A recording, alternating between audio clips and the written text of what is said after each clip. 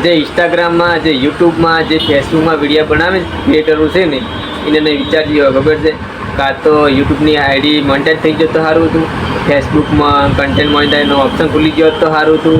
કોઈક ને કોઈક આપણા આશા કરીને બેઠા હોય છે, પણ એમ માર ગોળીએ હું એમ જ કહી રહ્યો કાં તો યુટ્યુબ મોનેટાઈઝ આઈડી મોનેટાઈઝ થઈ ગયો તો સારું હતું, ફેસબુકની આઈડી મોનેટાઈઝ થઈ ગયું તો સારું હતું, પણ કોઈ મોનેટાઈઝ થતું નથી. એમ થોડા વિડીયો ચાલે જ હોય છે, પણ એમ લાગે છે કે 4 મોનેટાઈઝ થશે હવે.